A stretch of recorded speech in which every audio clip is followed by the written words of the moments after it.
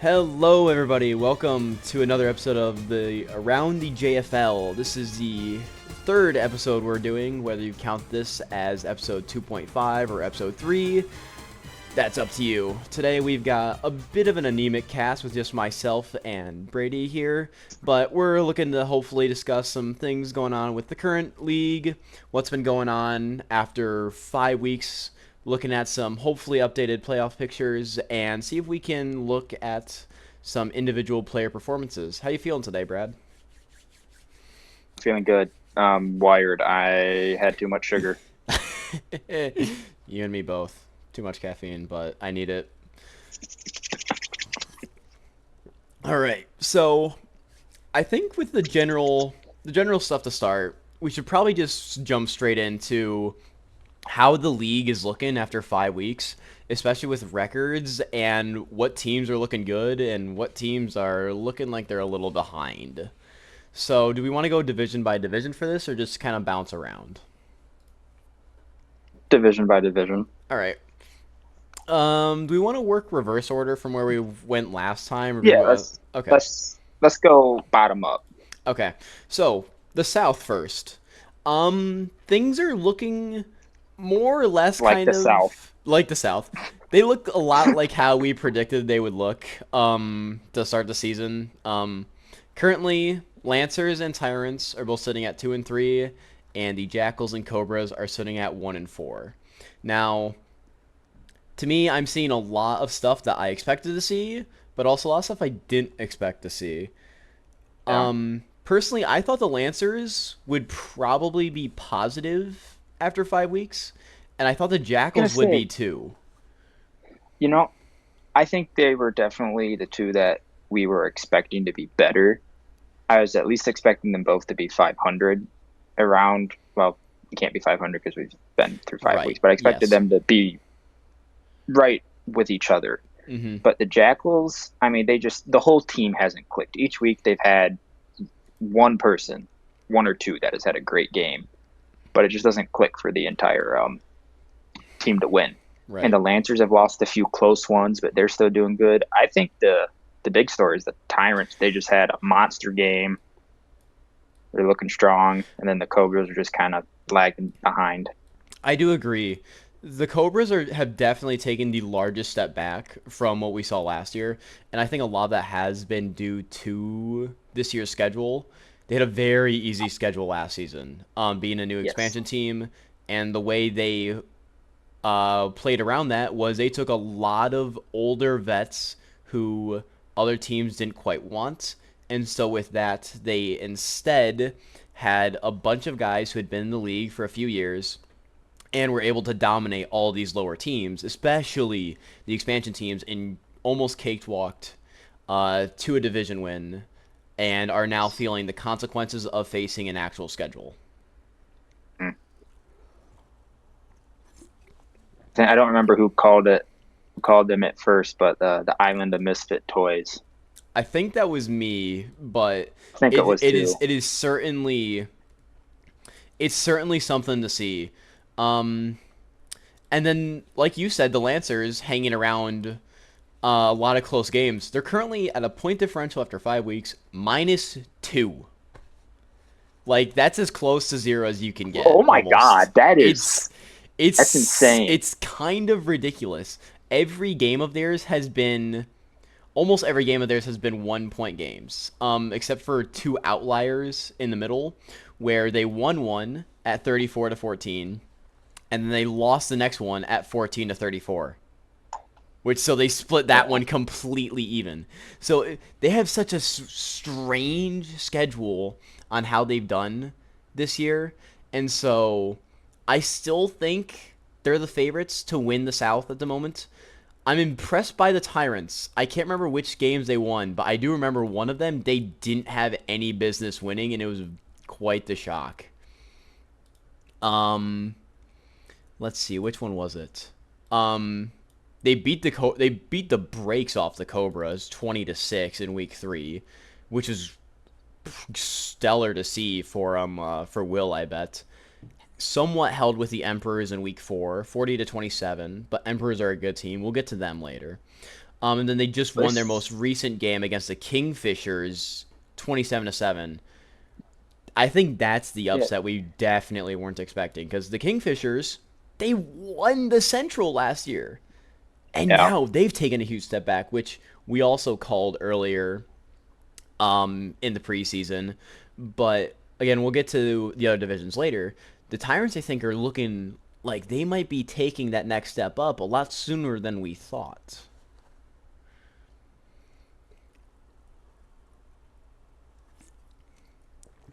And I think a I mean, lot of they're. it. I think Go ahead. Sorry. I, I'm looking at the spreadsheet here of the Mm-hmm. point differential and stuff. Like the Tyrants, their point differential doesn't really show it because they're at minus 31. But they've won some big games, but their losses have been big enough to put them in the negative. Yes, and I don't think it'd be extremely hard for them to make a playoff berth this season, especially with how far ahead the Lancers are currently, and they still have the Lancers on their schedule, I think. Mm-hmm. But I think that with the rookies they've gotten from last year to this year, and with Will at the helm of this team, I think they might even be able to make a push to be very competitive in this South division, even as close as next season, as I opposed think to like the 2 or 3 that we initially expected. I think that he will could very easily have a very quick turnaround. Hmm. Agree with that. I think with the Jackals, I think this is just a string of bad luck. I think they Just have enough pieces that like this should not be a 1-4 team. This should be at least 2-3, if not a 3-2. I think they have enough pieces, but that all the pieces aren't developed yet. I think that's a decent way to look at it. I mean, It's they like did just have a very good game against the Sharks. mm, They lost it, but it was a it's a, good game. that speaks massive value to play the Sharks and have a close game. Hmm. I do agree though that I think they just need to. I think they need to just give it a little bit of time, and this team is Yeah. gonna look really good. I think next season they're gonna look pretty good. Um, and then the Lancers, I think we expected the Lancers to be a bit farther ahead right now than what they are, Yeah. but even with the record doesn't say everything because No. how close all these games have been. I think that's the real testament. I mean, lost by 2 points to the Paladins. Where their first wit, they lost by 2 points to the Salamanders, and then turn around 34-14 against the Jackals. Their next game, the Rhinos, was a little bit more disappointing of a game for them, but then they turn around and had a good game again the next week against who is it? The Towers, who are a very defensively Two strong points. team. 2 points again. So They've like it's A it's lot of very games have been close games. decided by 2 points. Exactly. So like this is a team that I think they've had a very competitive schedule for their strength of team, and I think that's what's showing the most on their point differential spread. So I think the Lancers still are our favorites to win the South, but if things do somehow swing one way or the other, and the Tyrants somehow get one game above, they can do it. I don't see the Cobras or Jackals taking this one in 3 weeks, though, at this point. Next week of games, Lancers Tyrants. That could be a huge game in deciding who wins. I think it just might. Week 8 will also tell a big story because of the divisional games, Yep. but I think this next week it could because yeah, week 6 they play each other. Week 7 Lancers play the Griffins, and Tyrants play the Glaciers, which I think Both hope both of them should win both of those those are matchups. winnable games for both those teams. And then in week Yes. 8 they go back to divisional opponents, and there's a very decent chance that they both win their remaining divisional game. Hmm. Yes. So it very well could come down to this next week, in week 6 for their playoff chances in the South. So it's going to be very interesting to watch that. Honestly, I know it might not be a favorite, but like with how big of a playoff implication that game might have in being in week 6, that might deserve to be one of the two primetime games because I don't know if any of the others have as big of implications. Now, I know it's probably not going to be the best game to watch or something, but I do think it I has think some of the it's most importance around the league at this point in time. agreed. Um, let's jump up now. Do you want to do the West next and just go straight up? Yep. Let's Okay, go up. sweet. So the West, um, I mean, we it's called it from beginning. These are some really strong teams in here. Well, I guess I don't think they're as strong as what we thought to start. yes. But I do think we did say that the Sharks could be a real powerhouse if Tiber went hot. And guess Yep. what? Tiber, when he's not Tyler's coming been playing off, good. if Tiber's not in the season just after an MVP Mhm. season, he plays really well. And he didn't win Yep. MVP last season. That was Grady Burke. And so Tiber's coming for another one. Yeah. Now, I don't think he's sitting prime for an MVP slot right now. We'll talk about that later, maybe. But he has led them to 5-0 right now and is in the clear lead against anyone else in his division. And the Paladins Corsairs are both sitting at 3-2, and the Admirals, as we expected, have slipped to 1-4. So I could see. I don't know if we're gonna see the West send all three teams again. I don't think that's not possible at this point. It's not gonna happen. Um, the It's North gonna and or happen too. East, the North or East is gonna send one of the wild card spots for sure. With Leopards and Direwolves and Emperors all Ooh. being at 4-1. I don't think the West is gonna send two wild cards like John predicted at the start of the season. Yeah. And honestly, I, there's I a think decent shot they might not send any at this point right in time since there's only two bids. pans out, they may not get one.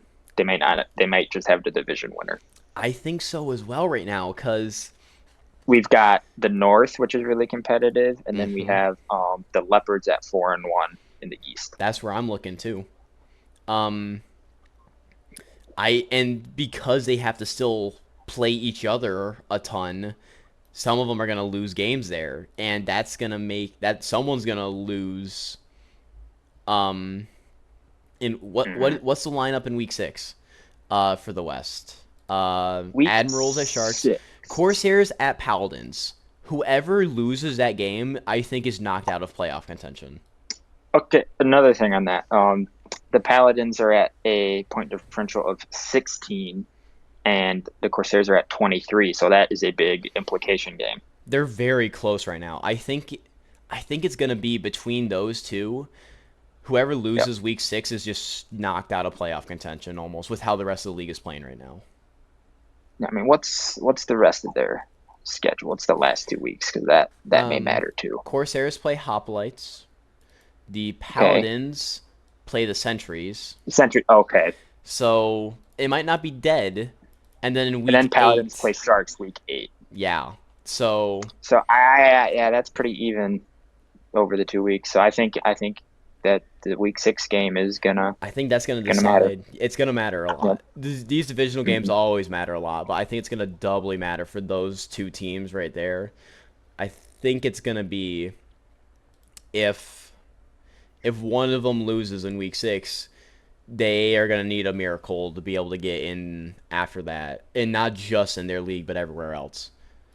Absolutely. Um, I think the Sharks are running away with it right now, though. I could very well see the Sharks Oh yeah. going 8-0. They've been showing dominance the whole season.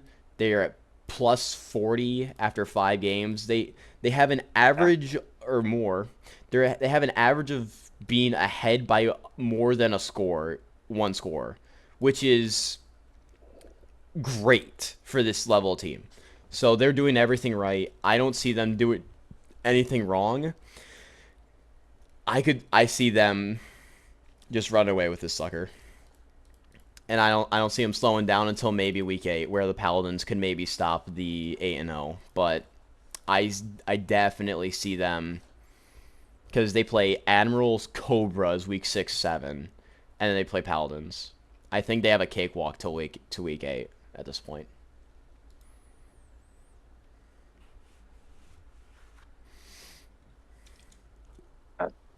It just depends on how everything falls out. Mm-hmm.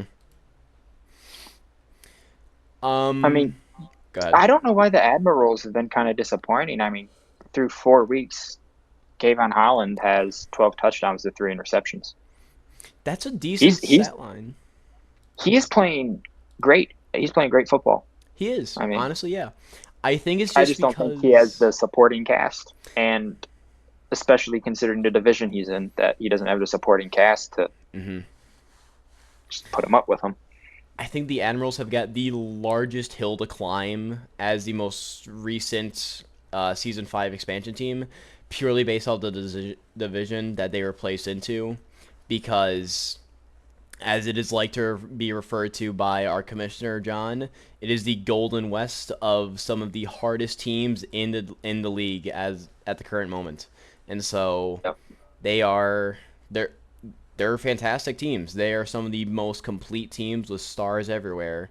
So you Yeah. need an equivalent roster to match, and it's going to take a long time for the Admirals to catch up to that. Yeah. Much as And I hate it being called the Golden West, it's deserved. They have quadruple bowls in that division than there should be. mm-hmm. There's a lot of Super Bowl. They've won 3 out of 5 amongst them, Yep. and they've also sent they've sent a representative to the majority. So Yep.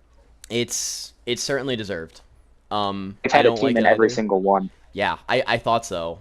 So it's a deserving title. I don't like it as Yep. well because it makes the other ones look bad or less competitive. But it is a title that it's earned. It is definitely earned. Yeah.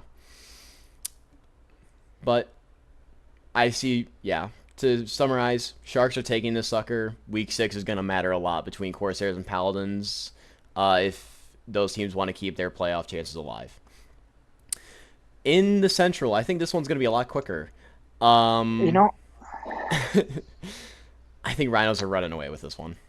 I'm just kind of looking at it, and I think just overall for three of the teams in this division is it's just kind of been overall disappointing. The Kingfishers were playing great last season. I mean, they have all the pieces. I really don't think that they're playing that bad, but they just Mm-mm. can't win.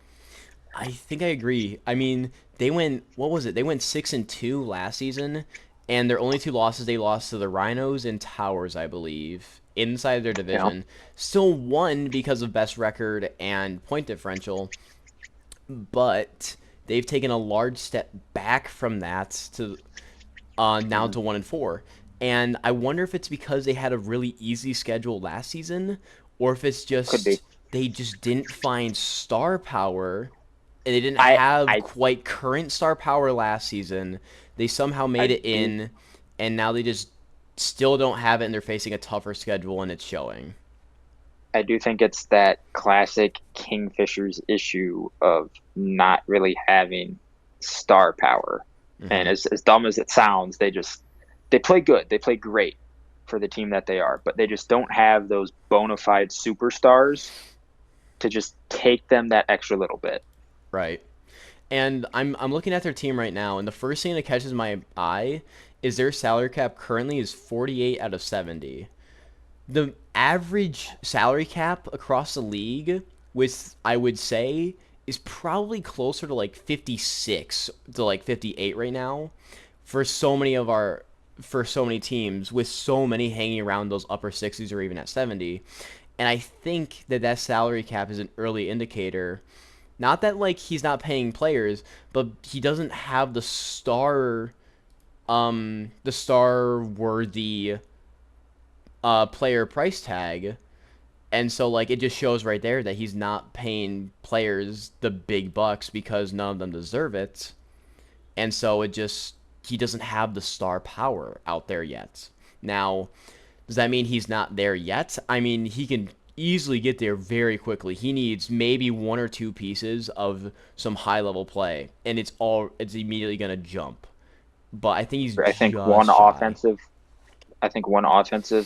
playmaker and one defensive playmaker, and he's a force to be reckoned with. I agree. The Towers have been unfortunate with the injury of Lewis Dather. It really showed how much that hurt them, Yes, I which agree. I found kind of surprising just because of the star power in that defensive back room. But losing that one guy hurt them a lot more than I think the rest of us were expecting. I agree. I think somehow that DeLewis Dather, I can't remember what week he went down. I think it was either week 1 or 2, but since then they haven't been their normal selves. They haven't gotten the picks that are expected out of this DB room that they have almost always had. They've maybe averaged like zero point 0.5 to 1.5 in a game since then, and they're known for getting like 3 to 5 picks a game, and it's really hurting their team identity and how they normally play.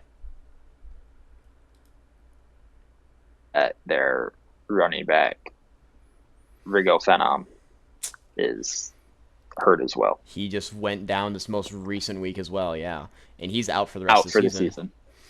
Yep. Now, with less than half the season to go, that's not saying as much, but No. it hurts. It hurts a lot, and I Yeah. think with how many injuries he's had, with Duluth Dather going out until week 8, and Rio Fenton now out for the rest of the season, I think their playoff hopes are for sure dashed at this point. Yeah. I think they just were an unfortunate recipient of bad injury luck. Mm-hmm. I agree. And then the Hoplites sitting as well at 2-3. I think that this team just it's not ready to make that playoff push yet. I think they're Yeah. still in the area of There's looking to get those great rookies and then having them continue their good play through multiple seasons and not just immediately dropping off the face of stardom or mediocrity like they've done in the past. They've shown flashes of it this season, they have but a solid core. they just need a little bit more to get over that final hump, I think. And it's much like the Kingfishers. I think they just need one or two stars to really push them over that edge.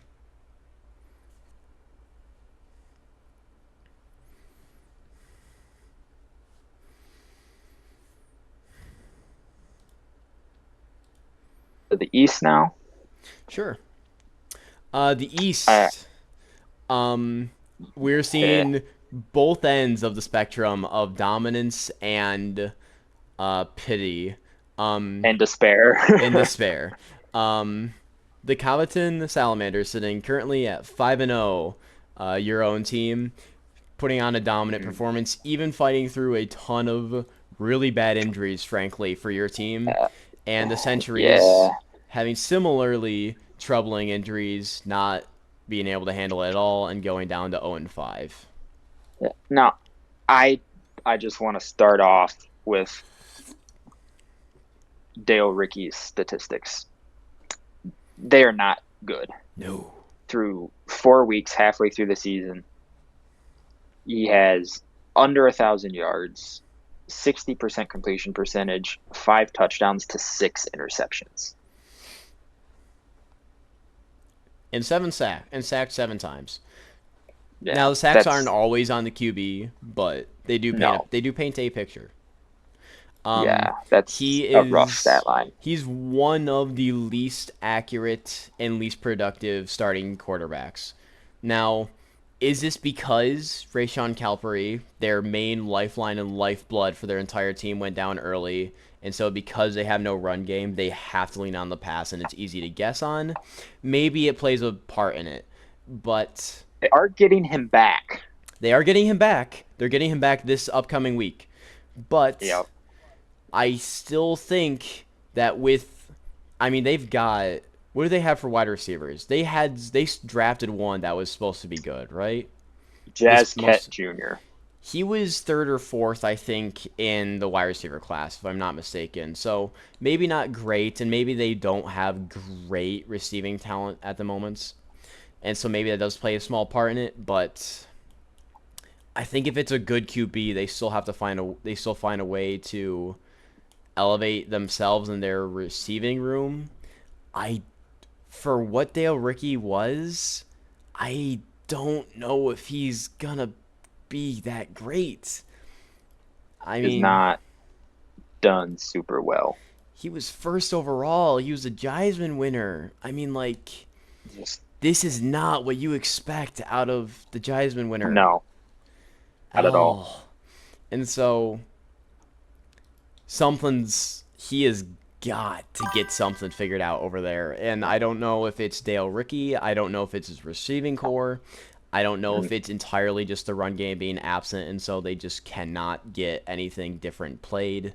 But Whatever it is, they got to figure it out. it's got to be figured out quick because their entire identity last year was all offense, no defense as an expansion team. On pace to be the first 0-8 team. And right now, they don't even have the offense to back that up. So it's looking like dire straits. They're sitting at negative 78 point differential, which is the most in the league. Currently, yes. Now, not as bad as last year's Admirals somehow, but it is still rough. And yeah, I don't know what their upcoming schedule is, but I know it ain't pretty. They have got Leopards. That's not going to be fun for them. probably not. No. Paladins. And well, their last divisional matchup will At be the Griffins. at the Griffins, which is probably their only chance. But like their whole thing is their run game, and the Griffins historically crazy. But like their whole thing is a run game, and the Griffins historically have got really good Have been good against linebackers. Have been really good at the run game, so it's not looking good. It's not looking good for the Sentries right now. They're gonna need a small miracle to do it. And that sucks. And then to move on from that. Yeah, let's move on from the Debbie Downers. The Griffins at 1-4. I mean, they're in a wall, and I don't know where. I really don't know where they need to change it up. I think I don't think Kenneth Adler was the move, but they paid so much for him. They still need to give him a small amount of chance. He did show flashes this season of being good. He did. He's shown flashes. It's possible for the guy. He needs to find I think it was in week 1. He had an insane game. Yeah, 134, 2 touchdowns. That's a great game. Great game for him. I think they got to ride him out for another year. I mean, they finish out his contract for sure. I think he still got one more on his contract after this one. I don't know I'm sorry. This is his last year on his contract. Yep. I do still think they give him one more, though. Yeah. I don't know what tips the scale for this team. I think it might be a defensive back. I think so. And maybe another wide receiver. Yeah. But it's a really... It has really fundamentally sound players at most of their positions. I mean, Hunter Sallow's shown to be good. Conan's been fine. I mean, I would maybe take another running back, but they did just draft Oakmar Galladay, so he has not been very good though, and he was drafted in the 5th. I mean, do you address that or do you let it ride? I mean, I don't know. And is Conan the guy? I mean, he was also a Heisman winner, but I don't think you can give up on him. I don't think so either. Yeah, let me look at his stats real quick. I think he needs a receiver. I think he needs a better receiver, frankly. Yeah, because he's got one good one. Yeah, but all right. So Conan through 4 weeks had 1,100 yards, 66% completion. Okay. With 7 touchdowns to 4 interceptions. Okay, that's better. And then he also just had a 210-yard game with 2 touchdowns, 1 interception, and about 60% completion rate. It doesn't matter. Hello, boys. I about think Conan. we were talking about the Griffins and Conan. Yeah, right. Yeah. So yeah, right. Conan, my friend, the man I almost really wanted to pick. Um, I think they still need to give him some time. I think they just need to find him maybe another weapon or two, and then Yep. go off of that. Um, and when I was saying that Okamar wasn't doing that great, he did just have an insane game though. He had 100 yards and a touchdown. It's a Now, pretty good game. 26 attempts, 3.8 yards per carry. Not the best average, but 100 yards is still 100 yards. That's still a full length of Yep. the field. So, I don't think they were leaning on Conan. They were more just leaning on this guy to just keep pounding the rock against the Yep. Rhinos, in which they lost that matchup, but that's still a flash of a showing for something. So, I think they just stick with the current running back room. They give that another year or so. They look more at the passing game and or defense. And then the Leopards, moving on. Paladins. The Moving, Leopards just beat the Paladins. the Leopards just beat the frickin' Paladins. What the heck? Yeah. Ruth Legain had 460 yards and 4 touchdowns, no interceptions. And an insanely quiet defensive game where there was almost no chaos plays, except for Yeah, on the Leopard side of the ball where they got 2 sacks. So somehow both teams just some played close to perfect football, and the yeah, Leopards just got the ball first. I guess like it's yeah. it's I mean, something crazy to see, but Ruth Legain, he'll be up to 14 touchdowns and a lot of around yards. just over 1,800 yards once That's stats are updated. that's a So that's pretty. He's playing good football. that's a He's good stat playing line. good. Yeah. Yep. I think the Leopards were a little out of it last season. I think they're showing their season 4 selves again. Yep. I Um, think they're ready to be back. They want to make it they're back. they're a contender this year for sure.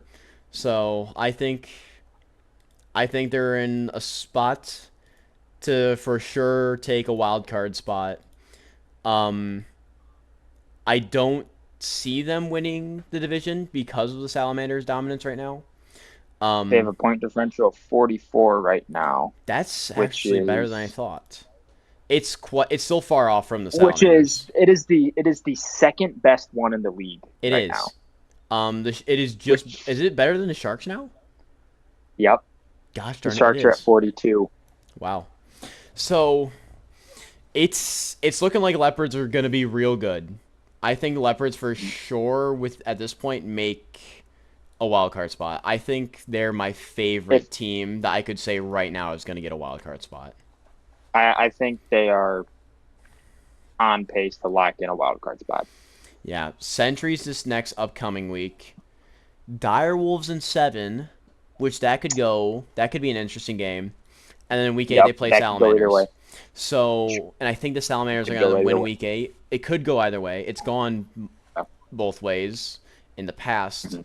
But I think the Salamanders have got the edge right now with how hot they are because Jack friggin' Malley is making a case to still try and be the number 1 QB since season 1 Yep. and just put up back-to-back 500 plus passing yards against both the Paladins and my Sabres. He has over 1,000 yards and 10 touchdowns in the last 2 weeks combined. This is looking like the season for Tiber Jericho down like the last 3 game stretch. Like what the hell? I don't know what set him off or who told him that Tiber was better, but he's playing his socks off. I think he got a little pissed that Ricky Debenham wasn't on his team anymore when he was playing the Sabres Yeah, yeah. because Everyone 60 thought, passing eh. 60 passing attempts in a game where you won by 22 points, that is not playing from behind. No, I wouldn't say so. I think Yeah. legitimately I Just think wanted to they. play catch. I think so, and I think for sure my DB room is the reason why my DB room isn't great right now. I'll be the first to admit And that. And he oh, just I want to mention something about that. I have two former Salamanders on that team, I and do. it didn't matter. No, it didn't. They didn't. It didn't matter. And so they just saw. Oh yeah, he's open deep. Uh, Oh, Devontae Hodgins and Desmond Saller just both went for 100 plus yards on me. So yeah, that's Dez, rookie sensation, no longer a rookie. Uh, no longer a rookie, still a sensation. no, still a sensation. No longer rookie, still a sensation. That's fantastic. Put that on a shirt. That's so good. Oh Um, no, oh, that's funny. tempted now. That's so funny. Yeah. So I think the Salamanders are just playing perfect football right now, like straight up. Yeah, Um, we've played good. they've played so You good, know, especially regarding the injuries, losing both Olive Rusty and Mitchell Spider. Like, and who you still just beat two playoff contention teams. One of them, one of the highest dynasties, and the other, a very high playoff aspirant. Like, that is beat an insane beat performance in back to back weeks. they beat the Paladins and the Sabers with no Olive Rusty, which is my defensive captain, Mm-hmm. and Mitchell Spider, I would say one of the most talented defensive players on my roster. Yep. I would say your best DB for sure, as well. Darnell Well, Gale's kind of making a case for that right now. yeah, I guess he is. He's playing good. He is playing very good. I'll give you that. But it is it's real strange with what this team has been doing, even despite the injuries, and I don't see him slowing down, especially once you're I gonna hope I be hope they don't. you may not have Mitchell Spider, um, I or won't have Mitchell Spider for the rest of the season. I'm Quez getting Cephas, Russie back but you're this getting weekend. Russie back, and I think you've got a playoff spot locked in right now, and so you're gonna have Russie back for the playoff push, and I think that's what matters most. I think So that's huge. I think that's real huge. So Get my captain back. yeah, we'll see. Now, to the division you are familiar with, I'm going to turn a cold shoulder to it. It's the North. Up in the frozen tundra. I think this is playing out pretty. Honestly, this is playing out pretty similarly to what I thought it was gonna play out, with just a small switch. Glaciers, of course, are at 2-3. Honestly, they've gotten more win. They're a bit more positive than I thought they would be, but I'm happy for them. Um, myself sitting at 3-2 in some close games and some not so close games. My two losses, I will note, have come only to undefeated teams currently, the Sharks and the Salamanders. So It's a pretty good I sign. think I think 3-2. It's not time to panic yet for myself. And then the Dire Wolves and Emperors are both sitting at 4-1. Now, I kind of like to I see the panic.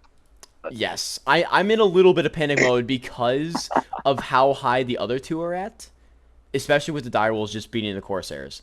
That's got me worried. Now, I and didn't think the Dire Mar- Wolves would be this good this quick. I thought they would be in and another season or two. yeah, This scares me. and Martin Doria got picked off 3 times, and they still won that game. That is, I don't know how it happens. Better kicking, I guess, but that was what an anomaly And of a Icy game. Dancer got injured in that game, That's which right. That might have, yeah. I think that played a big role. And Grady Burke didn't throw for a single interception No, either. throw for 2 It's touchdowns, no interceptions, 327 yards. But 2 fumbles out of the Direwolves defense, I think, is probably what did it.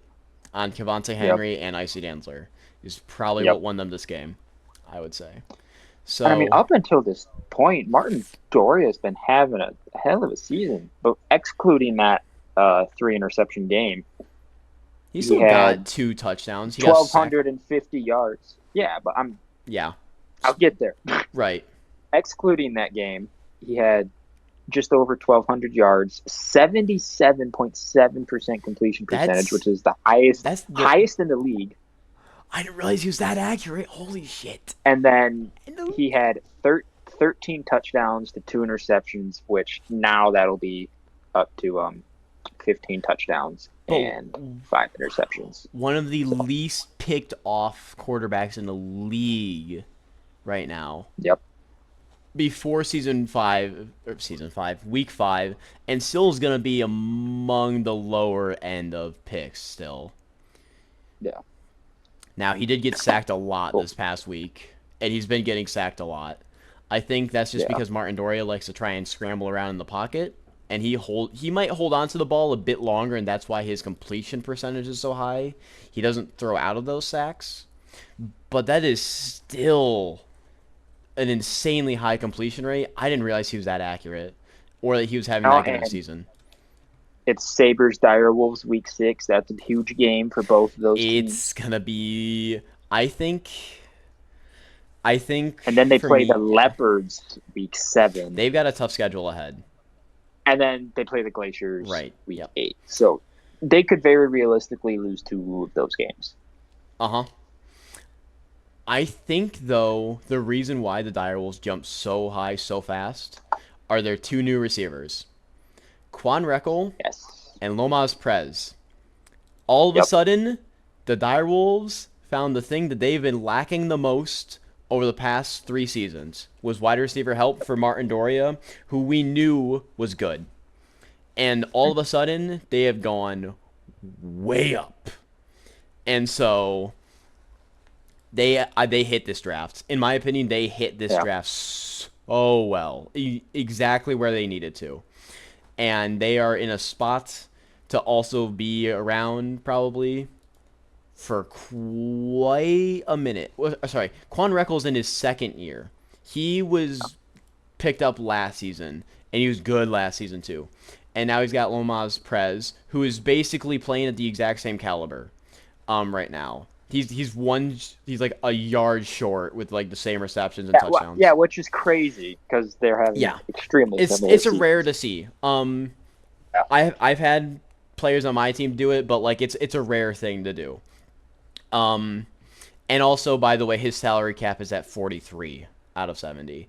He looks like he could Oh. almost. Uh-oh. Uh-oh. Uh Now, Uh-oh. Martin Doria, not on a big contract at all because he hasn't shown good stuff until this season, really.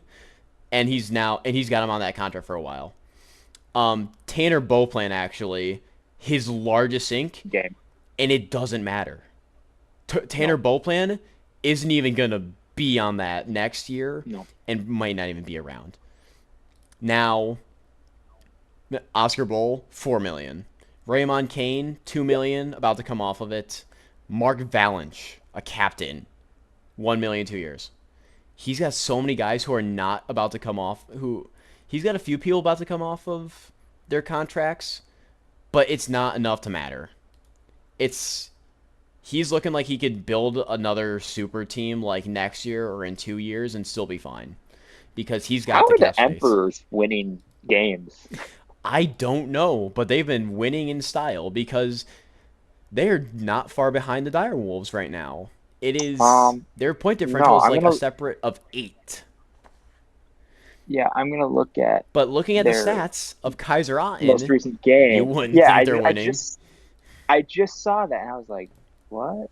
Yeah, because Kaiser Otten just threw for just short of 300 yards, no touchdowns, and another interception. I'll give you the two names: Thurman Giesman, Prince Sorpian. Their run Yep. game is actually doing real well right now because now they've got a 1-2 punch in a top running back prospect and Prince Sorpian already being good.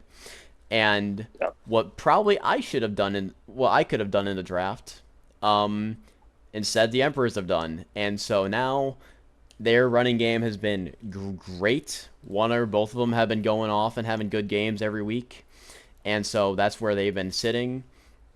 And Yeah. it is working for them. Thurman Giesman That is currently in like the top 6 or 7 rushers. Yep. And Prince Sorpian ain't much farther below him. No. So they've I been think having good that games. Yeah, I think that one of the biggest reasons why Kaiser Ratten is throwing so many interceptions is outside of West Bowen, there's not a lot of offensive power through the air. Correct.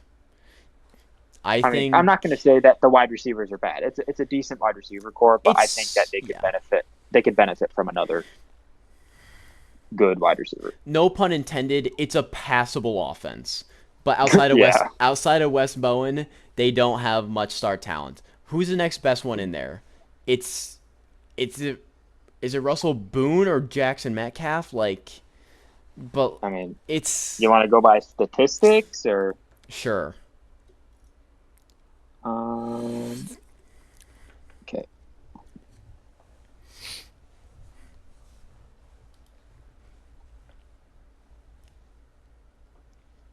Emperors, their best wide receiver is Russell Boone's. Russell Boone? I thought so. One touchdown, Like 265 yards. And then Jackson Metcalf, one touchdown, 244 yards. so they're pretty equal, basically. Yeah, they're very equal, Yeah. but they just need a star. It absolutely is West Bowen. Yes, They need he. something outside of West Bowen, but like we know already that like Josh has expressed desire to go get another pure pass catching tight end and just play the tight end game. Yeah, Like, yeah. and I'm kind of here for The, it, the even in the the same division. opposite. Yeah, I'm the so here complete for it. opposite. Yeah, the complete opposite of my two blocking tight ends. He's going for the air raid Kyle Pitts strategy, I guess. And you know what? That leaves me to Um, go find another wide receiver for myself. I'm fine with that. yep. But so Yeah. the Emperors have been playing really great football as well right now. So I Yep. And think Emperors and Direwolves both 4-1. they're both 4-1. Next week, the Emperors play the Glaciers. Week Yep. 7, the Emperors play the Kingfishers. Week 8, they That play could go me. either way. Against the Yeah, that could Kingfishers? also go either way. I think so. I think they've If definitely got the edge if against the Kingfishers right now. I think if the Emperors have a bad game, Kingfishers can win it. Sure. But of the 3 teams in contention right now for the North, the Direwolves, the Emperors, and the Sabres. The Sabres have got the medium road to get there. The Direwolves have probably got the hardest road to get there, even though they're currently in the lead, and the Emperors have got the easiest because they're already Actually, yeah. tied at 4-1, Af- and yes. and they have got the easiest of us for this remaining schedule. After looking at the Kingfisher stats for this season, I retract my statement. They have not scored more than 27. No, I think the Emperors. It might just come down to week 8. I think the Emperors are. I think It's gonna be real close because, and it might come down to this next week because if I lose against the Direwolves, I think the Direwolves. It's gonna be Direwolves Emperors from the North both get in. Honestly, if I beat the Dire Wolves, it is all of a sudden going to be a mad scramble between all of us. Especially if I yeah, win week 8 against the Emperors, it's going to come yes. down to point differential between all of us. Because there's a You all very could end real up with the chance same record. we could all end up like 6-2. Like there's a very real chance we could all end 6-2 or something. And it's going to be really tight. So Yeah. Now, we haven't really talked about the Glaciers much. the Glaciers are an enigma because they have got what you would think is a good defensive team. They have got Ivan Dekalov. They've got they've got Gerard Magnus. They've got Ryan Craig. They've got like so many like good guys. Donnie Extroda. But and Michael Stone, they've got all pros all over this defense, and they are getting just blown to the moon on their points allowed, except for 1 or 2 games where they've demolished expansion teams.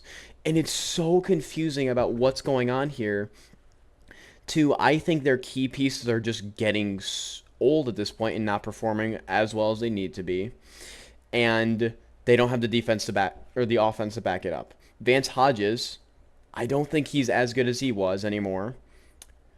Ray Bold is one of the top running backs in the league. That much we know. He's the entire offense right now. And Ike Michaels, I just don't think is the solution I think to they their need problem. an upgrade. I agree. But guess what their point differential is? It's something stupid. I Without looking, take a guess. without looking, I just updated it earlier and I can't remember it right now. It's oh, they're not close to zero, are they? I think they might even be positive right now, crazily enough, because of their two blowout wins. Is +1. I knew it. Jesus. That's Which is crazy to say. They've given up 101 points, but they've scored 102. That's insane to think about. Like, So their two wins, the Centuries, who they blew out, and who is their other win?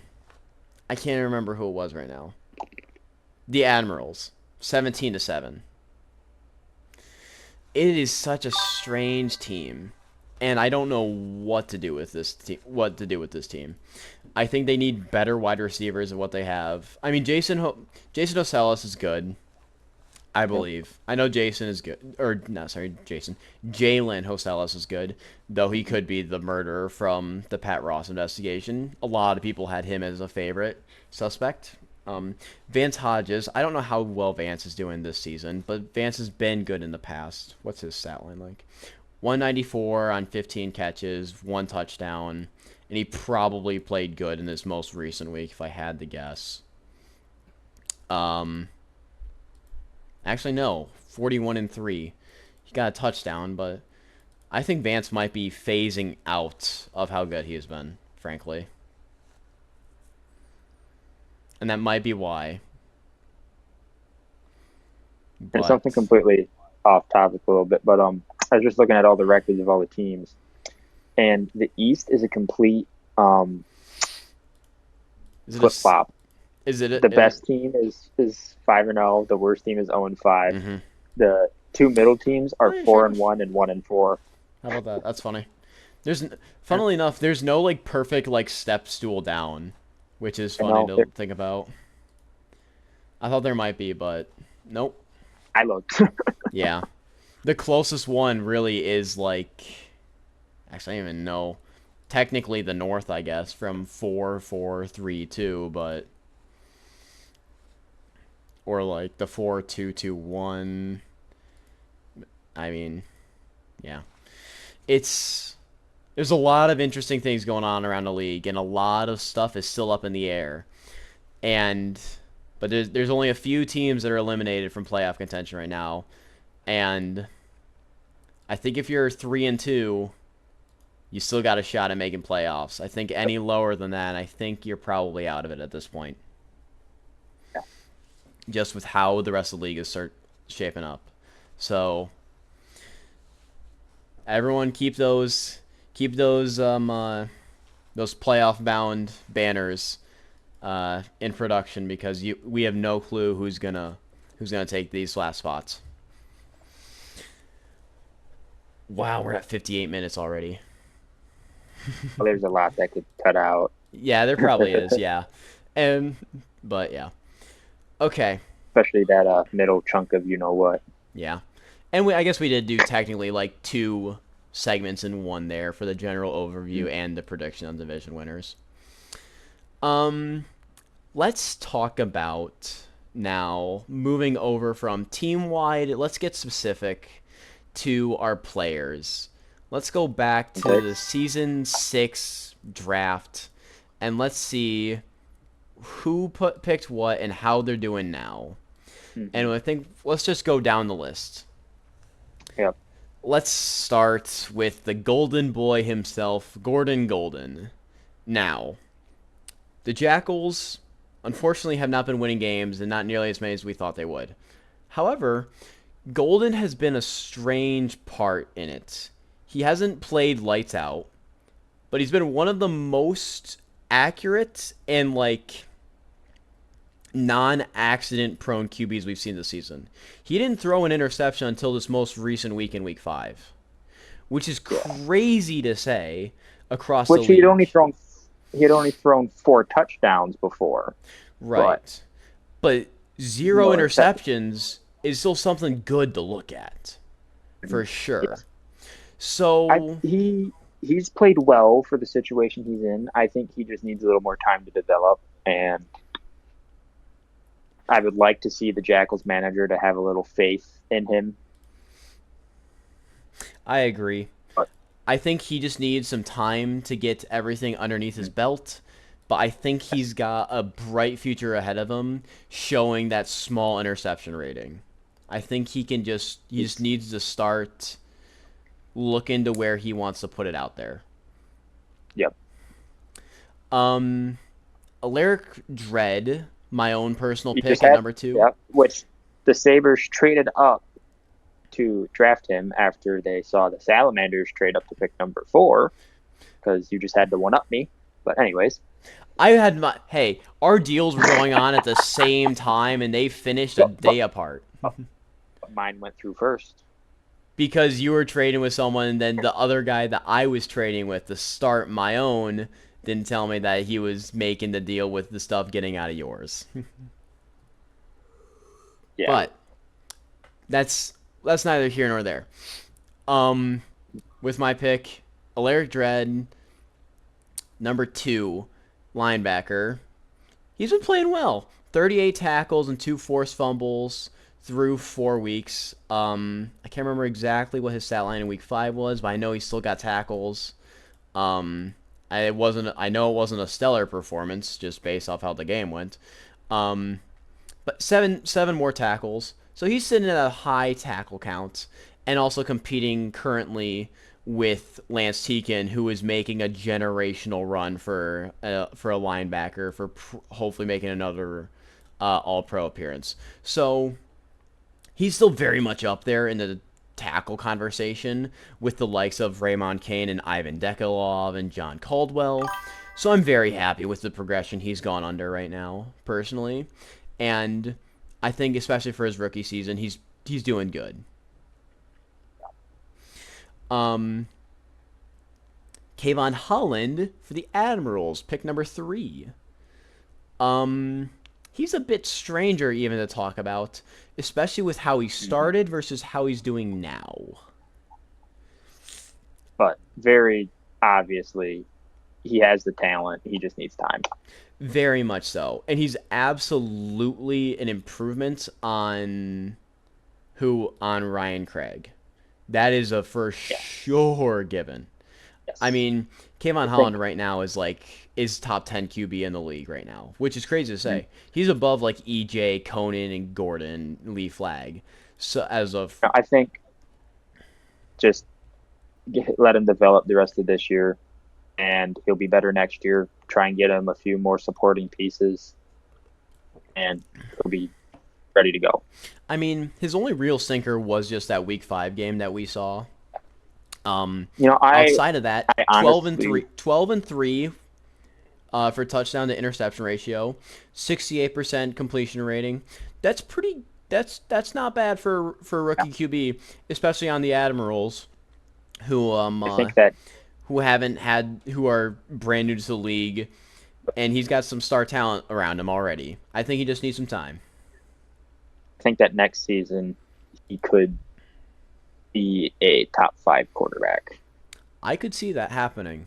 I very well could see that happening if once the Admirals take another step up of supporting cast to get him the ball some more often and then help him out just a little bit more on the offensive side. I could see him doing some work.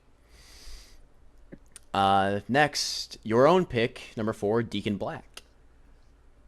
Deacon Black. So he is at 30 tackles and 2 sacks throughout 5 games, which, I mean, he's had a sack in each of his last 2 games.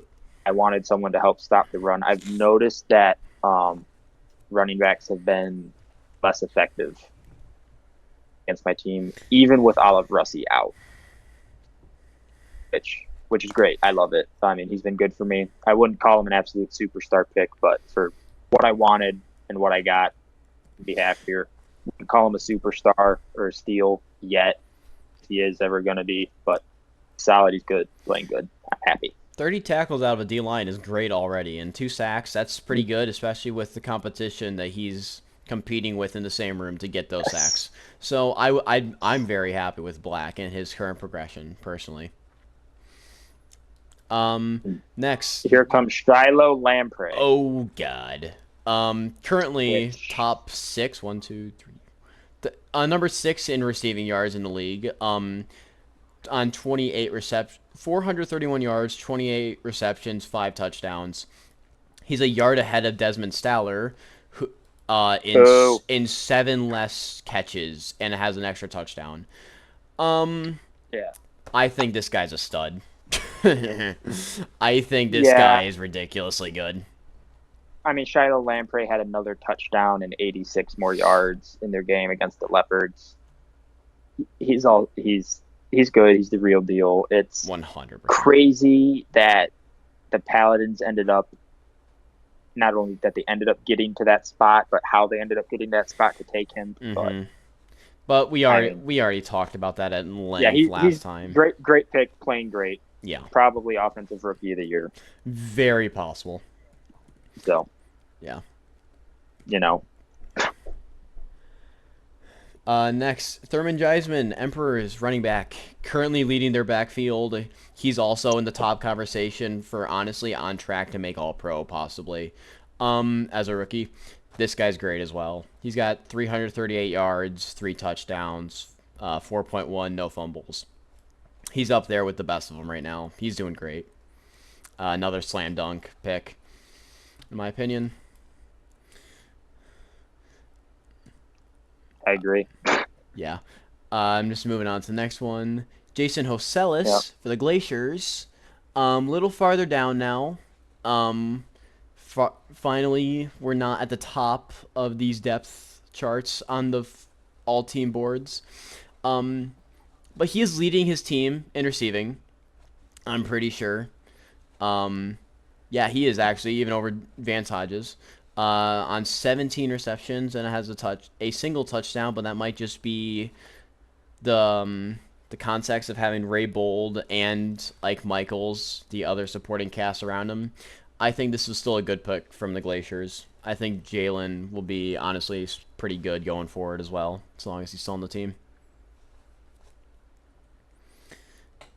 Zyron Williams. He's leading his team. Yeah. Zyron Williams, top light. Friggin' even better. I think this is an even bigger one than Jalen. Yep. But especially leading with his team.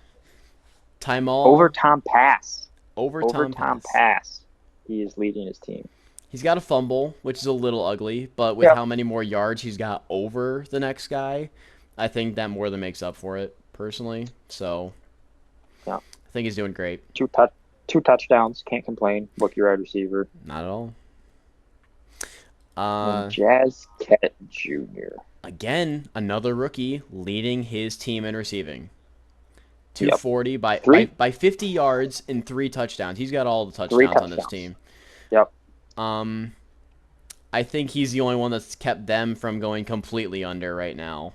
Yeah. I hate to compare them all to each other, but I feel like they're all a very similar caliber of wide receiver at this current stage. I think so, and I think the major difference between all of them probably is just the QBs between them at the moment. And I don't think that's bad to say. Jazz has been doing great with Dale Rickey at the moment, and I don't see that changing anytime soon. Back to the defensive side of the ball. Lane. We let this happen. We let the number 1 DB pick go to the Me Sharks. and you did not let this happen. We took the linebacker and the D-line. It is not our fault. Sure. I could have picked DB. I could have picked DB as well with mine. And I thought about it. You made the right pick. I made the right pick for my team. I doubled down on my strengths rather than trying to address my weakness. I mean, that's here or there. We can go around that forever.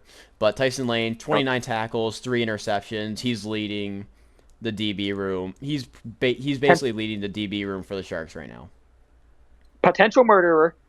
Potential murder as well, yes. He does have higher chances than some of the other players. They were people that were given he was having some breaks though towards the end, but he did have some spots where hey, the DB was murdered, the next DB guy, like he is on the list for sure. So we'll see. But Tyson Lane for now, he's playing great over in uh he's playing great for the Sharks. So he's up there. Um, Rigo Phenom on at number 11 for the Towers. I think now we're gonna start seeing Injured. some of the yes. Now he was playing pretty darn well before he got injured. Hmm. Um, He's playing well. playing to the likes of like Reed Derby, Jorvin Platt. Um, Yep. he was at 304 yards, 4.1 per carry, and 1 fumble. Pretty darn good stat line. He was the leader in that Towers back line or backfield for sure. Um, with the Towers strategy of picking the number 2 and number 3 running backs, Phantom was most certainly the better producing back. And that injury hurts, but I think Rigo does not have to fear for being taken off this team anytime soon. And when he comes back next season, he's gonna still have that starting role. This is where I really want to look. Jason Strafen Rayfin. on the Lancers, the first largest reach in the draft, and I think this is the first bust. I don't Well, I don't know if I call him a bust, but for where he was taken, it was he's not a very first round questionable. talent. No, he's not. He's not. He could have waited and gotten the same guy in maybe even the third round. Maybe, probably the second. Maybe for sure the second. I don't think he needed to Yeah. take him here. I mean, Like, through four games, he had 150 yards, 2 touchdowns on 14 receptions. It's not bad, but for a first round tight I end, you'd mean, expect a little more. here's the thing: if Jason Strafen is now acting as like the fullback as well in his backfield, like he says he's the gadget guy who can do everything. Ernie True. Gecko is currently second in rushing yards, and it's not close from the next True. guy. Alan Galvin is 50 yards behind. Now, he's not exactly close to Ray Bold, who's 80 yards ahead of him, but Ernie Gecko, 6 years into the league, is still topping the running back room. And maybe Jason Strafen is helping with that. So if it is, and that's what he's doing is as his main assignment, great. Then. So as a receiving threat, he's not getting it done. Really. If he's playing the blocker role more for Ernie Gecko, then he's doing great, in my opinion. So Yeah. that's my take on it. So he probably sticks around. So maybe it wasn't Yep. a complete waste. But yeah, it's hard to tell purely on the stats because we don't see the blocking stat, unfortunately. The Towers' second running back pick at number 13, Deegan Amuka, the number 3 guy, is a lot farther down on this running back tree than Rio Phenom is. He's got 137 Completely yards. different players. Completely different players. He's got 137, a single touchdown, and 2 fumbles. This is definitely the worst of the two. And I think that he was kind of set up to be this way. He's not the bell cow running back. He's not getting most of the carries, but I mean, I don't really know how to gauge it because he wasn't like taken to be the number 1 guy. But I mean, him and Rigo Phenom were taken in the same round with the idea that they're going to compete for who is going to have the number 1 spot. So, yeah, with that regard, he sort of was. Yeah, he was the second one taken, but I think it was clearly obvious that Rigo Phenom was going to be better, and it shows here. And maybe he helps Phenom. Maybe he plays a little bit of a fullback role as well in these sets, and maybe that's where his value is coming from. But yeah, I think now with Phenom being out, Amuka is either going to have some pretty stellar performance, or that run game is going to be pretty shoddy for the Towers once again. The next Bradley Pears for the Griffins. Through 4 games, 14 tackles, 1 interception, sitting middle of the road for the Griffins. Though to be argued, currently their best DB. Now that ain't saying much for this DB room, but he's the best DB in this room. So what do we make out of that?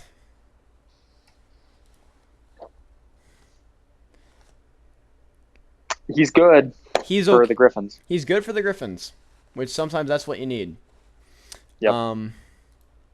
Not a wasted pick. Not a wasted pick.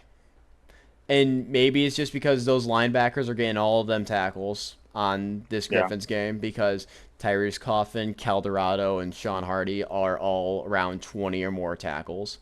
And he's got an interception, at least. I don't know how he did. How did he do in week 5? Let me see. I've got this here. Griffins Rhinos. He did 2 tackles. That's not great.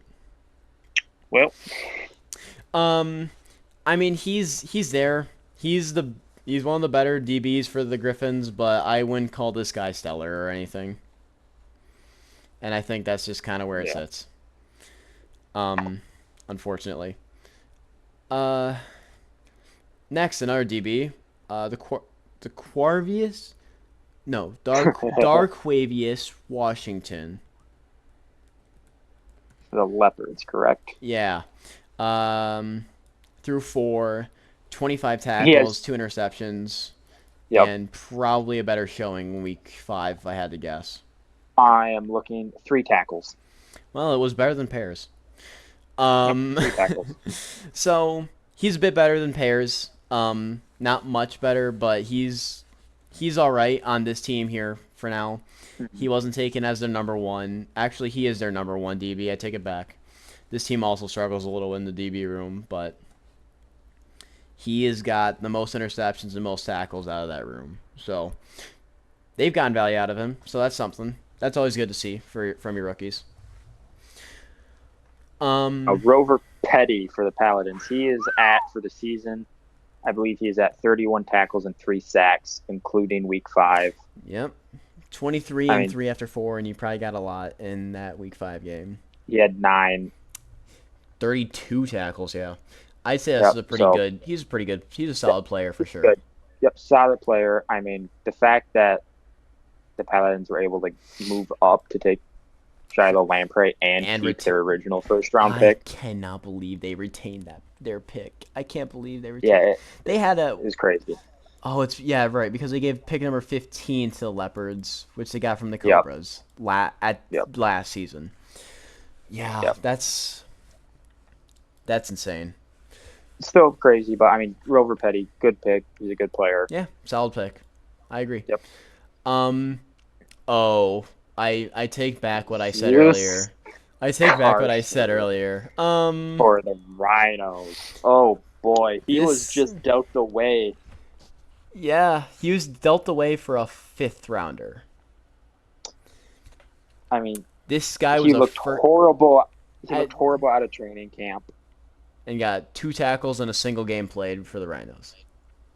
And then was shipped off. And it was immediately benched for the next 4 weeks, and then he just got traded away. Yeah. As much as, for what we know, not a good pick, not a good player, but for all we know, he could end up being good or decent. We don't know.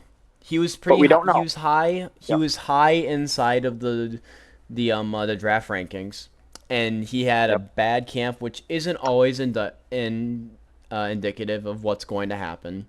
But very much like my own Rilo Ante last season, was somewhat high on the board and then had a bad camp and just did not play well. Maybe Carcer really was just a bust at this elite level. It's too early. I don't want to say it's too early to tell, but with only one game actually played, it might be too early. But this guy Yeah. certainly He does not have anything going for him at this no, moment and he's certainly not a first round talent. from what we've seen. From what we've seen, not with the camp performance and what he did with the one shot he got. Yep. So maybe he'll prove us wrong once he gets to his new team. But And for him, I hope he does. I hope he does. He's going to the Jackals, if I remember correctly, right? Never mind. I hope he doesn't. Hey, I like the name at least. I think the name is pretty sweet. I hope the name Zeus is too cool of a name for him to be a good player. Zeus is so cool of a name for a DB. That's so cool. And I even wanted to pick him myself at pick 20 when I still had that pick, but yeah. I'm somewhat on to Amal Pierce. Yeah. Sorry to cut you off. No, absolutely. Pierce with the Tyrants. Yeah, for the Tyrants. He is at 38 tackles on the season. And is currently leading the Tyrants defense. Yep. 38 tackles, a sack, and 3 forced fumbles. So he's been great for the Tyrants. He's been perfect. He's been everywhere. This is everything they could have wanted out of this pick. This is literally their best defensive player right now.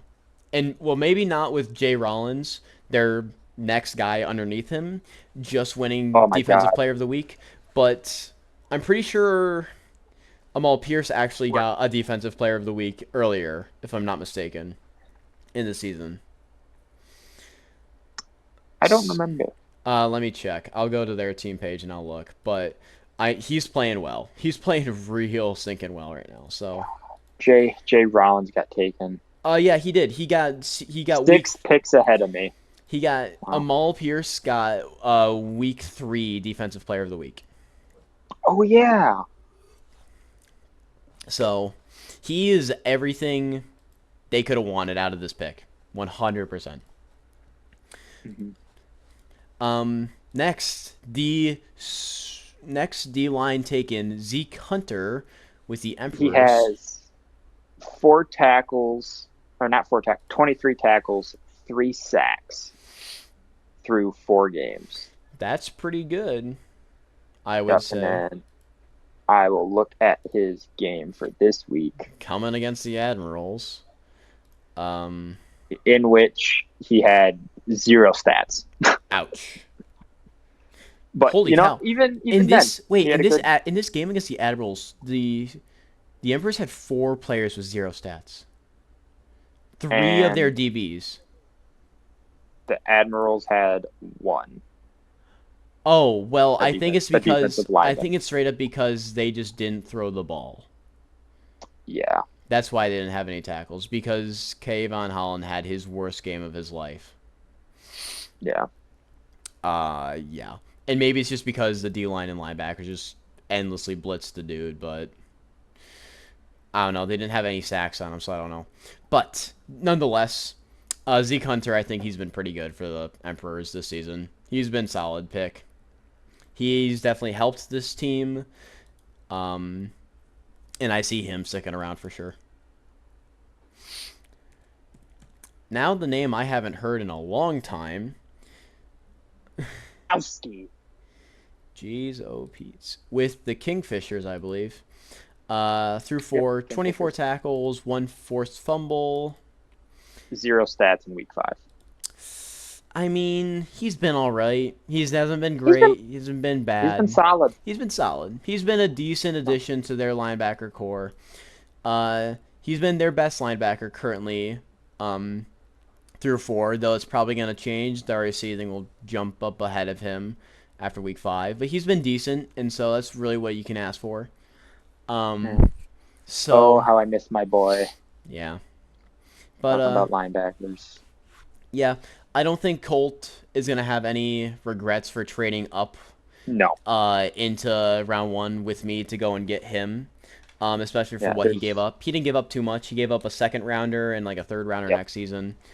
And with what I took from it, he's not too angry about that. So I think Nothing to be I upset about. no, I would say the majority of this round one, this past draft, Has worked out well has worked out very every well time. for pretty much everyone. Everyone that picked got something well outside of one or two guys. Um, Just Garcer.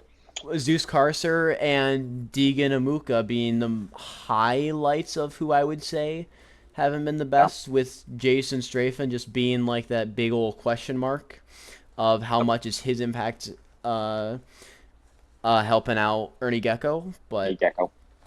with if he's listed as being able to block and be a fullback, and Ernie Gecko is currently Why the not? second leading rusher, I'd say he's probably having a good impact. So I'd say almost all these guys are pretty good hits, which that's what you want to see out of a round one. So yeah. Um, and finally, with the last segment I had planned tonight, on my brief overview, I just kind of ran over in my head while at work. Um, the early MVP race and who we think could jump into those spots. Now I know we're gonna have some favorites. Um, I'm going to try my best to hopefully we can hopefully make this as unbiased as possible. But I do know that Jack Malley is absolutely leading a charge for trying to claim that spot. Now we'll play devil's advocate in a minute, but I think you want to talk about Jack Malley for sure for a moment. I I definitely do. So he has had a crazy run Mm-hmm. the past few games. And I'm just gonna pull up the stats again real quick. So throughout 5 weeks, he will have over 2,000 yards, around a 73% completion percentage, 20 touchdowns to 5 interceptions, which he is by far leading in touchdowns, and I believe also pretty ahead in yards. So, I mean, the interceptions, while not a bad ratio, it could be a little bit better that you would expect from an MVP season. I mean, his other MVP season, he had one interception for 30 touchdowns. He's on pace to break his own touchdown record, 30 in a season. But He yeah, had I think 20 through 5. he's very clearly the favorite right now. Mm-hmm. I do agree. I think Jack Malley is absolutely with week 4 and week 5, just literally putting on a clinic against some great teams. He is looking absolutely like a favorite, especially with that high completion percentage and lower interception rating. I mean, if you just include the week 4 stats, he's averaging 9.9 yards per pass attempt, not even per pass completion. If you want to go by pass completion, it's 13 yards per completion on average, which is an insane number, if you ask me. And it's probably going to look even better once season 5 stats are, or Yeah. season 5, week 5 stats are plugged in. Yeah. And Um, then what are we looking at? Grady Burke now? Great, maybe he's not as good as last season. That's for sure. He's still having a pretty solid No. season. Not after week 4, he wasn't far Yeah, I need behind. to. He's gonna take a step back from where he was Yeah, against. 327 yards, 2 touchdowns. Not a bad showing, but Definitely not. nothing to jump him out in front of anyone. No, I don't think there's a QB that can touch Jack Malley at this point. Um, unless all of a sudden he jumps off a cliff. I think, or like Martin Doria keeps the level of completion percentage as high. Yeah. I don't think anyone can touch the stat line that Jack Malley is putting up right now. I think it's gonna have to come somewhere else. Even with Ray Bolt, Randall Corland's rushing, he just hasn't been. Actually, um, hi I John. don't know if I. Oh, whoa! Oh hi Hello, Mateo hello. and John, you're Mikai in the looking like background. a Sweaty. You out of 100, I'll take it. Fuck this dude. Hey guys. Hey, guy. Hey. Hey. That's what horses eat. Oh! What are we talking about? Currently we're talking about our early MVP race candidates. So currently, Jack Malley has had two 550 plus yard games in a row. I think that pretty much gives him the favorite right now. But actually, Randall Corlin is having an underrated performance right now.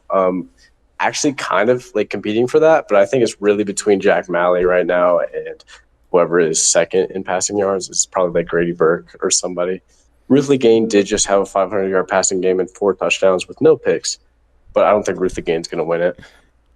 Randall Corloon only has 23 or a little bit over 23 yards and 0 touchdowns on the ground this season. Really? Yeah, Randall Corlin hasn't done anything for rushing, which generally gives him an edge for have that dual threat, but he just hasn't done it. With the drafting of Shallow Lamprey, Garrett Breida and Shallow Lamprey together have made Randall really not need to throw the ball at all this season with how powerful their passing game has been. Run the ball, but yeah.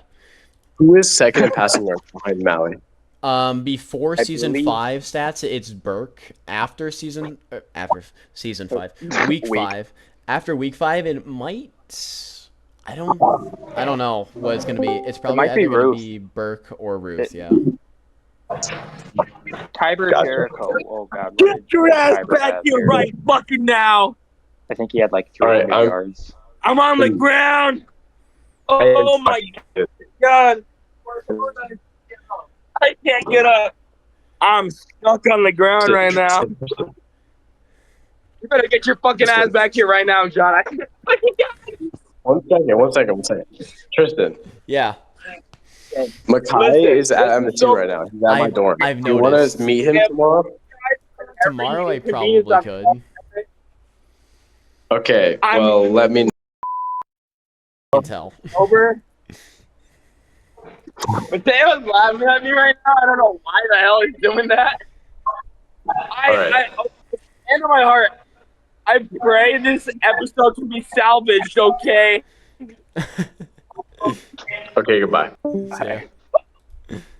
He's on his way back. Makai. I think Makai. Break it down. Break it down right now. You got to keep that in. Hey, listen, I'm Maybe. so sorry, guys. You're I good. genuinely, on heart on my hand, I don't mean to keep interrupting. I'm so genuine right now. Okay, I can't stop smiling. I'm really good at not smiling. Okay, leave right now. I'm sorry. I'll see you guys later. Okay. See ya. Bye. I hope this episode can be salvaged. I'm so sorry. Oh God. Oh my gosh. This is. Tiber Jericho is adding 350 yards and 4 touchdowns, along with another interception. So he'll be at It'll be at 14 and 4.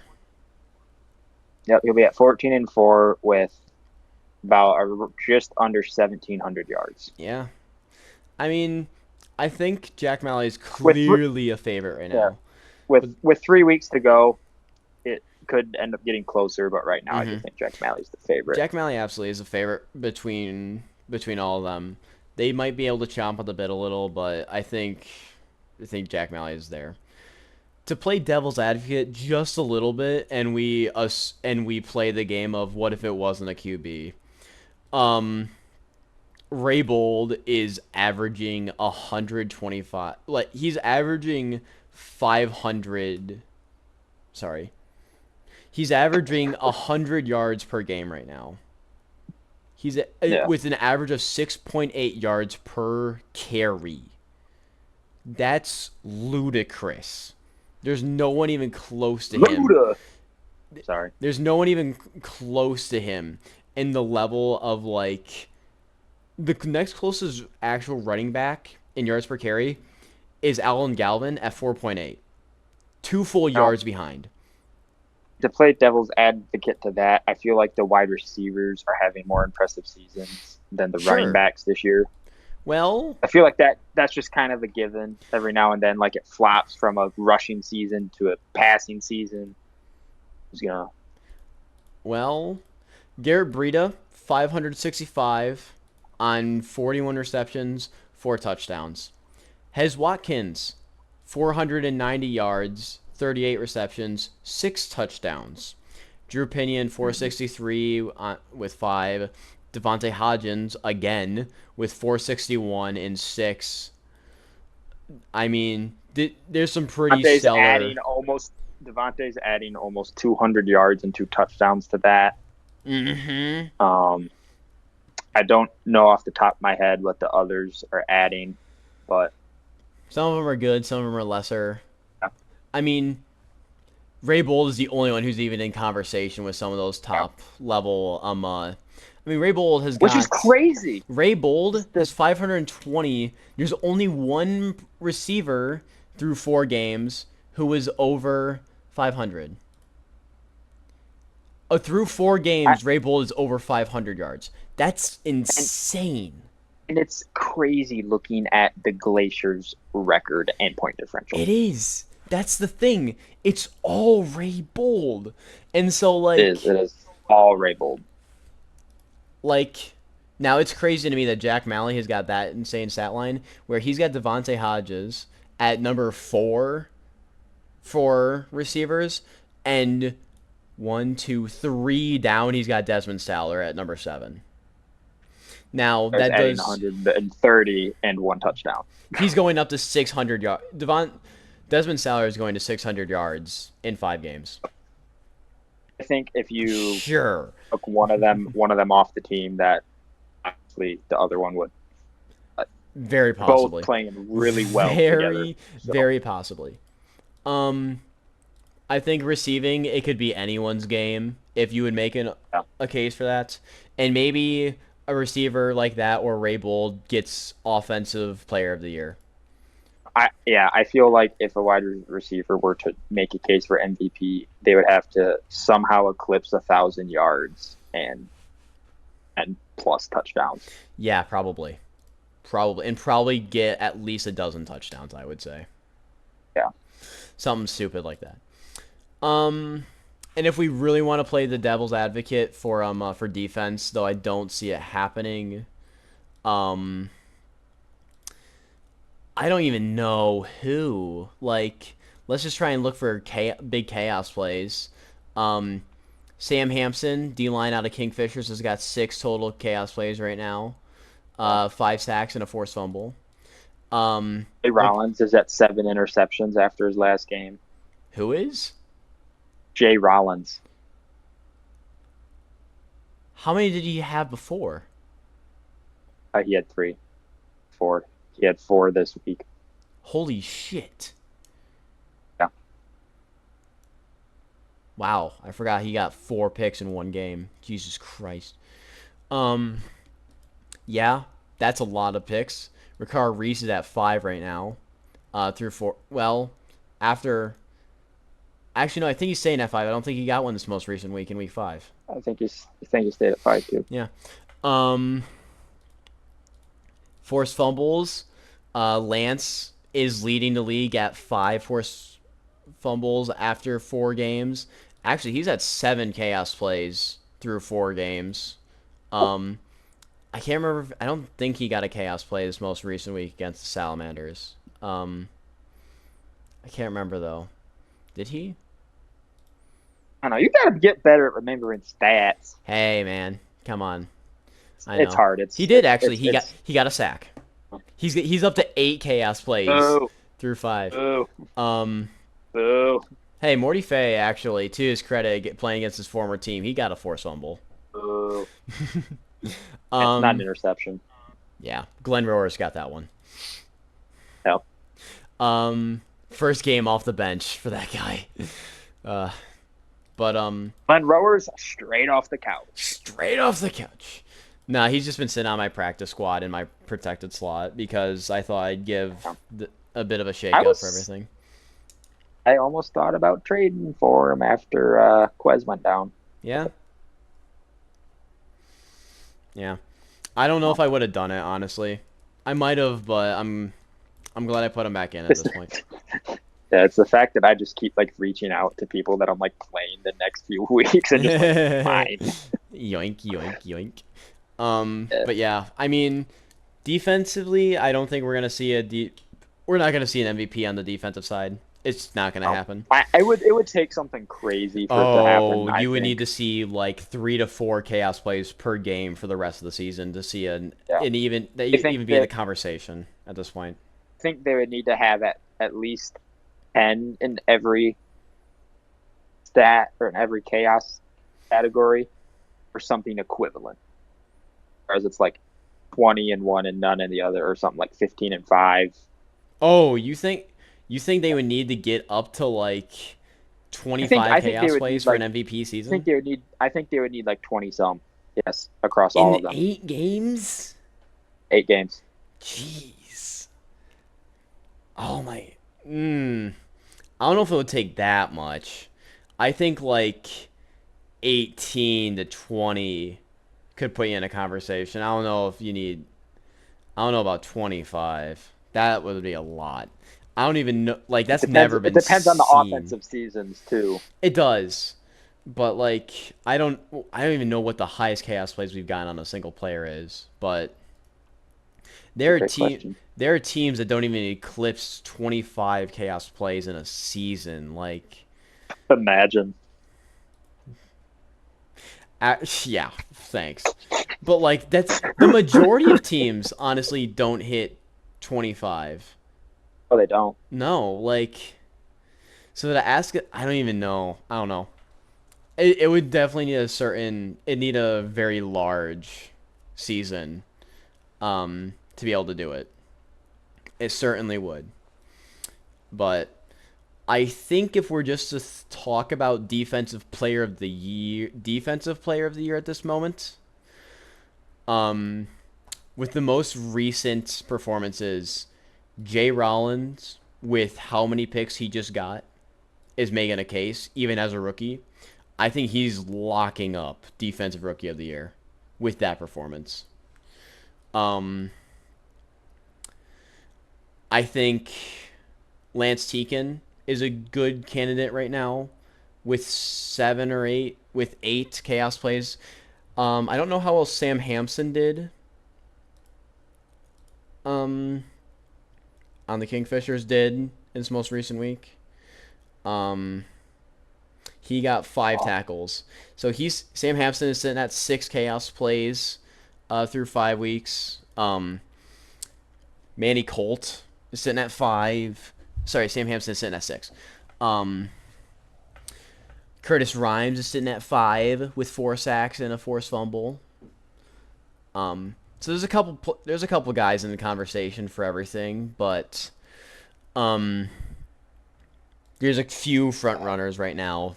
Sam Hampton, Jay Rollins, Lance Teakin. Funnily enough, all in different positions. I need to look at stats more often. Why so? Like seasonal stuff, because I'm just looking at some of because when you were talking about cast plays, that got me thinking, like looking at stuff, and it's just crazy across the teams on stuff that's happened. Like the Glaciers have had 21 forced fumbles in a season, but they haven't eclipsed 16 in sacks and interceptions. Correct. Or it's like the Towers had 26 interceptions in a season, but have not eclipsed 9 sacks or 10 forced fumbles in a season. It just goes it goes to show like what teams' strengths are, and where their weaknesses are, especially on defense.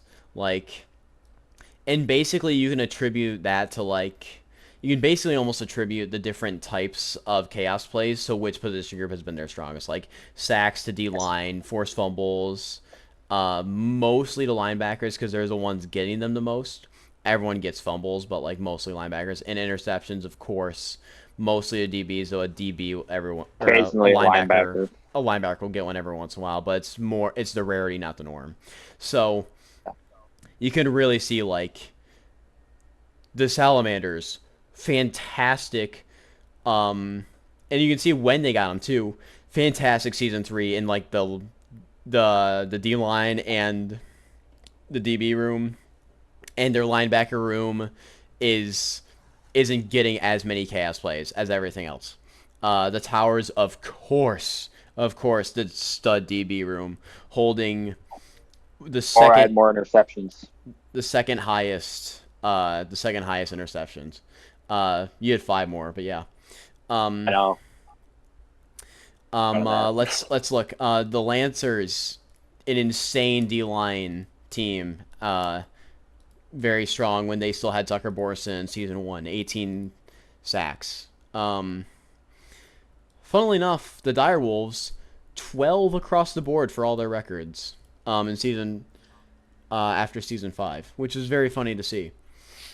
But yeah, you can really just see like where teams are good and where teams have struggled in the past. Like, wow, the Salamanders also have the most sacks in a season with 24. yeah, There are some teams with 23, but season 3 Salamanders were just them. They were them. This is actually really interesting. Mm-hmm. So, yeah, I think to sum it all up, in summary, Jack Malley is leading our MVP race, and it's a hard bar to clear at this point, especially with him still adding to his lead. But the race for player of the year on offense and defense is very much up for grabs by a lot of different candidates at this point. That brings me to the end of my planned segments. If you have anything that you wish to jump around or talk to at the moment. Sure. Specifically at the commissioner's request, penis, penis, penis, penis, penis, penis, penis. I did not see that. Oh, It wasn't I remember. I know what you're talking about now. No, I'm good. Yeah, no, I have nothing else to say.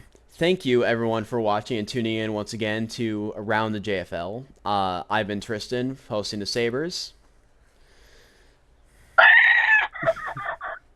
Salamanders. And we hope to be back sometime soon, discussing more topics around the JFL, talking more, and hopefully getting everyone back on the mic once again, and really picking up with some more interesting stuff in the future. Until Probably should have given a headphone warning. Absolutely. Until then, take care. We'll see you soon, and good luck, everyone. Yeah.